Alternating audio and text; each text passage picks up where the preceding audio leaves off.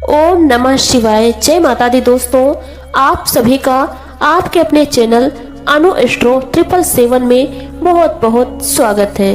दोस्तों, हमारे हिंदू संस्कृति में प्रत्येक घर में प्रतिदिन पूजा पाठ करने की परंपरा होती है और इसके लिए सभी अपने घरों में अपने आराध्य का छोटा सा ही क्यों ना हो, लेकिन एक मंदिर जरूर बनाते हैं। नियमित पूजा पाठ करने से न केवल मानसिक शांति मिलती है बल्कि पूरे घर में सकारात्मक ऊर्जा भी मिलती है। परंतु यह बात भी सच है कि पूजा पाठ करने के बाद कुछ नियम भी होते हैं जिन्हें यदि हम नजरअंदाज कर देते हैं तो हमारी पूजा पाठ का पूरी तरह से फल प्राप्त नहीं होता। पूजा करने के नियम प्राचीन काल से ही चले आ रहे हैं, जो कि एक ठोस धरातल पर आध्यात्मिक और वैज्ञानिक दोनों ही दृष्टिकोण से ध्यान में रखकर बनाए गए हैं। इसलिए हमें इन नियमों को बिल्कुल भी अनदेखा नहीं करना चाहिए। ऐसा ही एक महत्वपूर्ण नियम है घंटा नाद, यानी कि पूजा करते समय जब हम घंटी बजाते हैं उसे बजाने के लिए शास्त्रों में कुछ नियम निर्धारित किए गए हैं। शास्त्रों में देवताओं के सामने घंटी बजाने का बहुत ज्यादा महत्व बताया गया है, जिसे हम इस कृष्ण श्लोक के द्वारा समझ सकते हैं।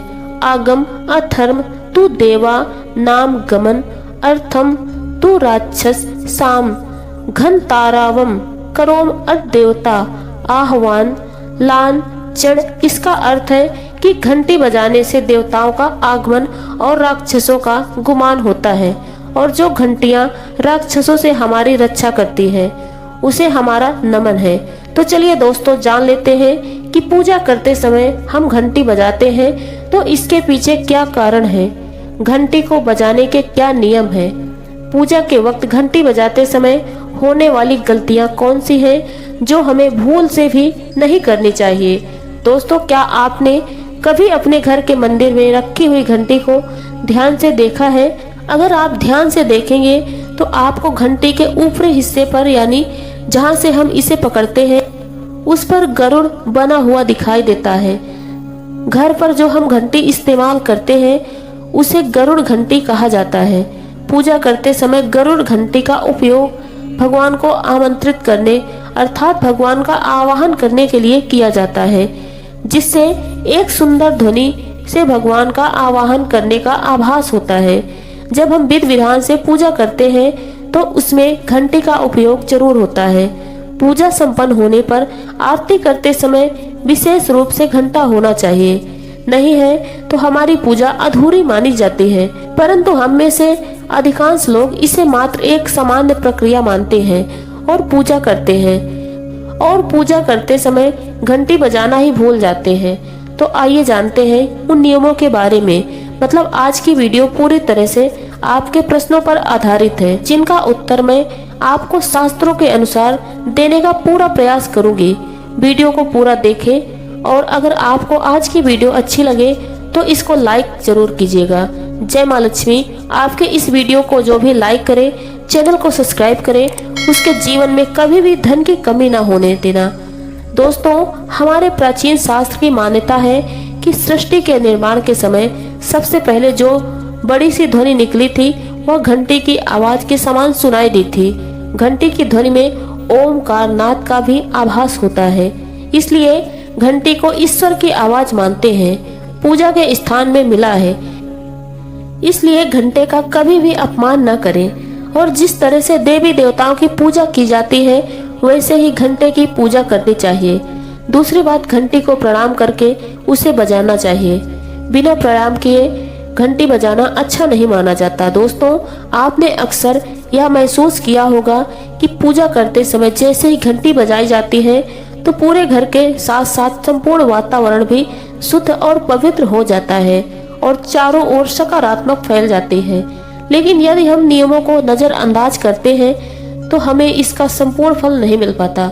दोस्तों, अधिकतर लोग पूजा पाठ संपन्न होने पर केवल आरती के समय ही घंटी बजाते हैं, लेकिन यह भी ध्यान रखें कि भगवान को जल अर्पण करते समय, धूप दीप लगाते समय, नैवेद्य अर्पण करते समय घंटा नाद करना चाहिए। ऐसा करने से हमारी पूजा संपूर्ण मानी जाती है।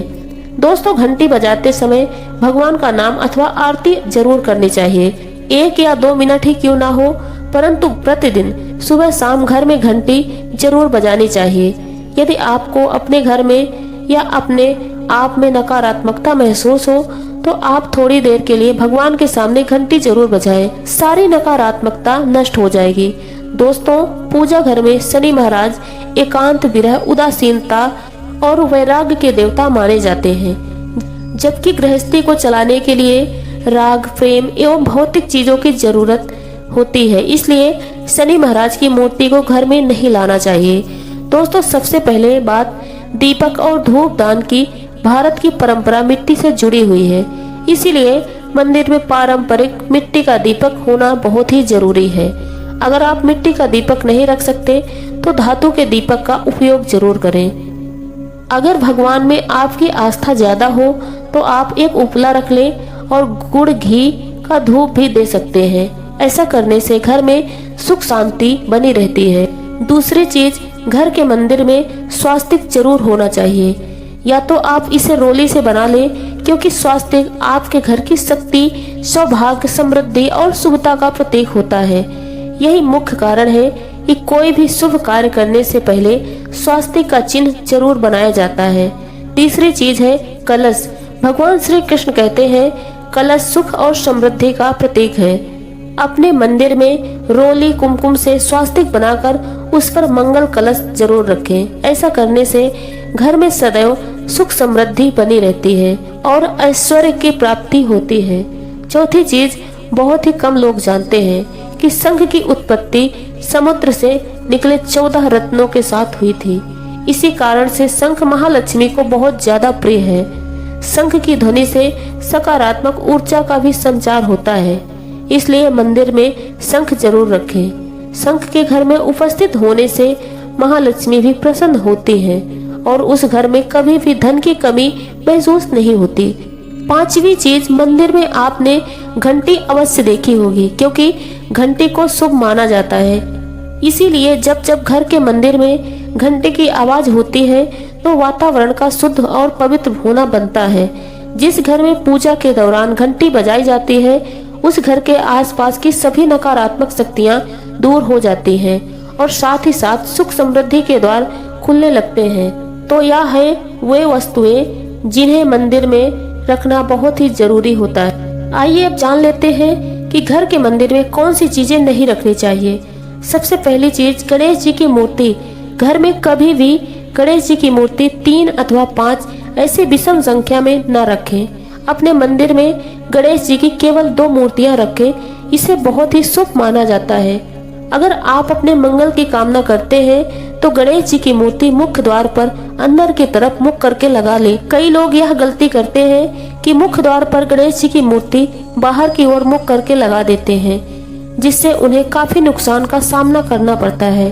अगर आप चाहें तो मुख्य द्वार के दोनों ओर लगा दें या फिर मुख्य द्वार के अंदर की ओर लगाइए, लेकिन बाहर की ओर कभी भी नहीं लगानी चाहिए। दूसरी चीज, टूटे हुए चावल। अपने मंदिर में कभी भी टूटे हुए चावल न रखें। इसके साथ ही पुराने चढ़ाए हुए चावल अधिक समय तक न रखें। यह नकारात्मक ऊर्जा फैलाते हैं। यह बात भी ध्यान रखें कि आप अपने मंदिर में रखने वाले चावलों का इस्तेमाल हल्दी में भिगोकर ही करें। इससे अधिक शुभ परिणाम मिलेंगे। और अपने पूर्वजों की तस्वीरें। इसके साथ ही अगर आपके मंदिर में पूर्वजों की तस्वीर रखी हुई है तो उन्हें तत्काल बाहर निकाल दें। यह आपके परिवार के लिए काफी अशुभ है। धर्म ग्रंथों के अनुसार पूर्वज पूजनीय है, लेकिन वह देवताओं के बराबर नहीं है। इसलिए अपने पूजा घर में कभी भी मृतक परिजनों की तस्वीरें न रखें। यह आपके लिए बहुत अशुभ संकेत है।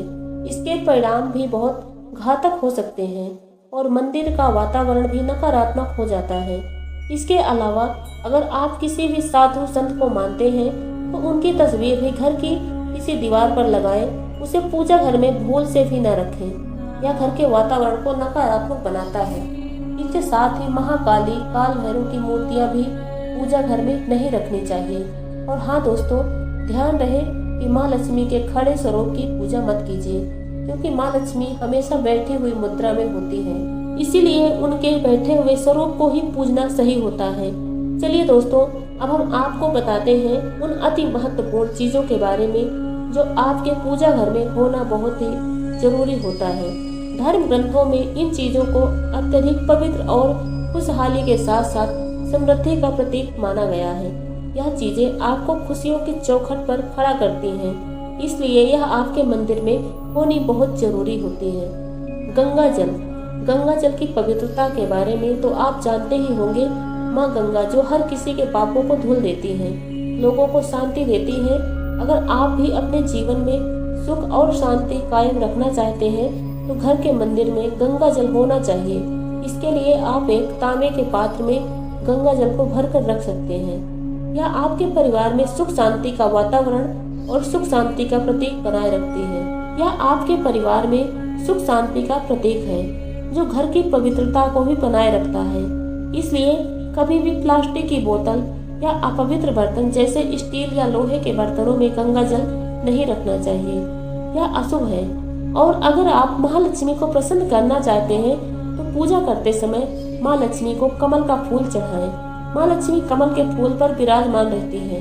उन्हें कमल का फूल बहुत ही प्रिय है क्योंकि यह कीचड़ से निकलकर भी दुनिया में खूबसूरती और पवित्रता बिखेरता है। इसलिए माता लक्ष्मी की पूजा करते समय कमल का फूल जरूर चढ़ाना चाहिए। ऐसा करने से कई गुना लाभ आपको मिलेगा।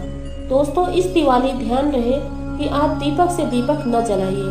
दीपक से दीपक जलाने से गरीबी और दरिद्रता आती है और व्यक्ति रोगी होता है। ऐसा करने से रोग भी परिवार में पनपते हैं। इसलिए कभी भी दीपक से दीपक नहीं जलाना चाहिए।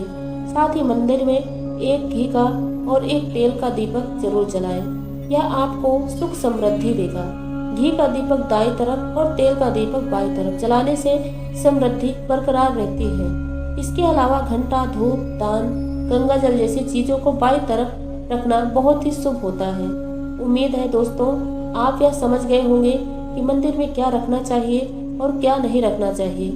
दोस्तों, हमारे द्वारा दी गई जानकारी आपको कैसी लगी कमेंट बॉक्स में अपने विचार हमसे साझा जरूर करें। और वीडियो पसंद आए तो वीडियो को लाइक करें और अपने दोस्तों में ज्यादा से ज्यादा शेयर करें। और हमारा वीडियो कैसा लगा कमेंट बॉक्स में जरूर बताएं।